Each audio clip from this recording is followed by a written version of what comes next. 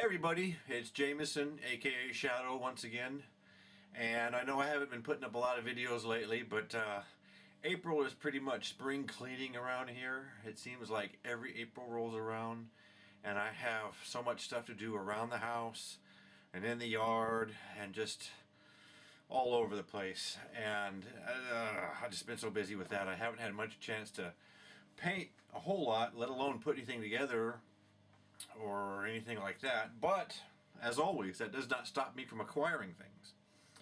Now, when I first got back into this hobby, I was doing a little research after I got the Island of Blood starter set, and I realized, or I read, that was, even though that was the 8th edition starter set, that was the 5th starter set that they'd made boxed with miniatures, going all the way back to the 4th edition. Now, I was able to get the Battle for Skull Pass, the 7th edition, the 6th edition box set with the Empire and Orcs and Goblins, the 5th edition that had the Lizardmen and Bretonnians.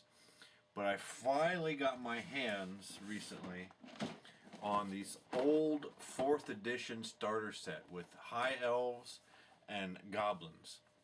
So why don't we take a quick look at what's inside this.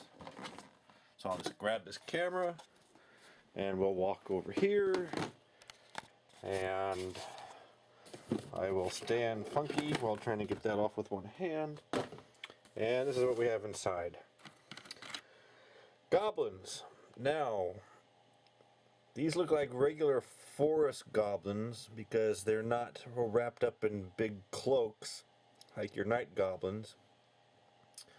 So that makes a nice little change of pace.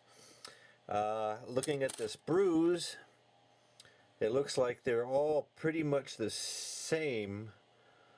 They don't look very different except for the shield designs are slightly different. But the goblins themselves look about the same.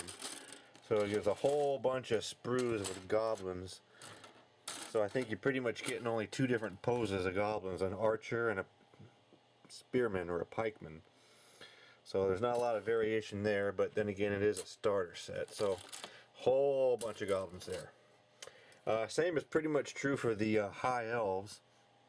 Their shields seem to have a little differences on them, but the figures themselves seem to be the exact same, an archer model and a pikeman or a spearman model.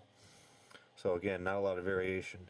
But if you're new to the hobby, that makes it a little easier to put together and to paint.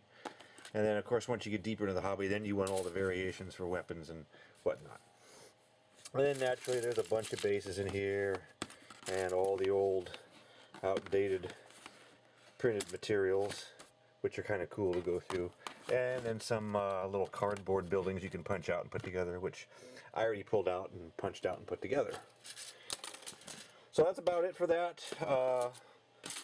It's funny because between all these different little box sets I've gotten, all these starter sets, I have got a lot of orcs and goblins. So I really don't think I need to buy any more to put together a sizable army. I'll have to count them all up and see what I have. But that's it for now. I am going to have another video pretty soon here showing a short update with my Tyranids and how they've been coming along. So stay tuned for that. And hopefully as this month winds down I'll be less busy and I can get back to other things that are of a more fun nature. So hope everybody's doing well. Thanks for watching, and I'll see everybody in the next video.